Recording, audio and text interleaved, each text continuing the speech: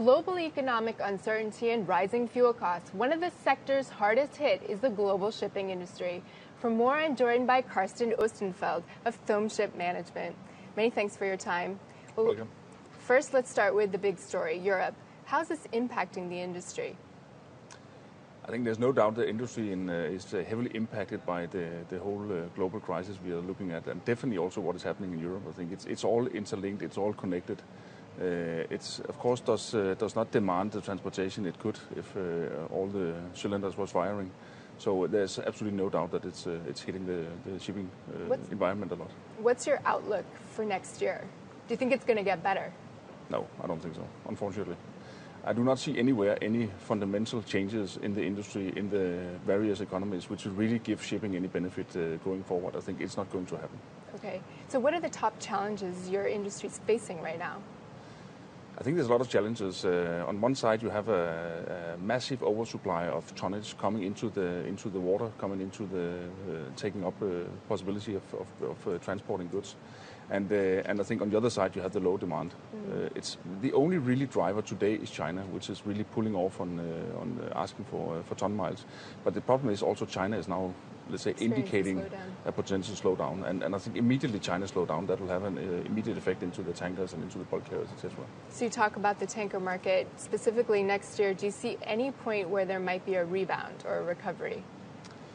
No, not in general. I actually, it is very difficult to be optimistic in the sense, but there will of course be in certain segments small peaks of good stories, but I fear them not last too long. Okay. So there will be few sectors which can rebound, but only very short, and typically I believe because of some repositioning issues. When do you think there will be a rebound? Can you put a date on that, or a year at least? I think that is $1 million question. I think that will be difficult, but I guess we will at least get through 2014 before we get a feeling for coming back again. But I think seeing what we saw before 2008, I don't think it will ever come again. That's simply gone.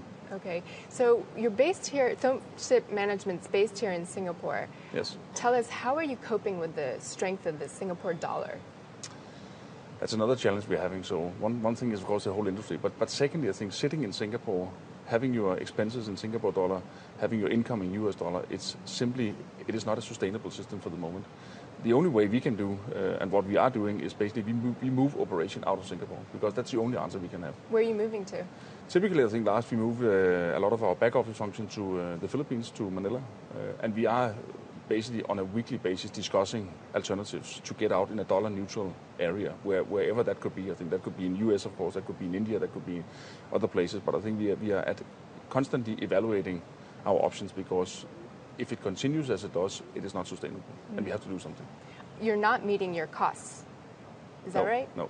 Okay. How are you coping? What strategies are you taking?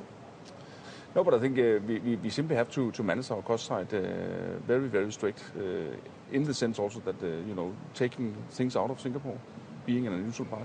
Unfortunately, and this is coming back to the shipping market, I think we are not able to get any more income basically from owners, because they also say we are constrained, we cannot raise our management fee. I think that's simply not an option for them either, struggling in the shipping market. So I think the only way out is either to get more volume in, which is one option, alternatively to reduce your cost side by taking operation out of Singapore. All right, many thanks for your time. You're welcome. I'm Lisa Yuriko Thomas, and this is Reuters.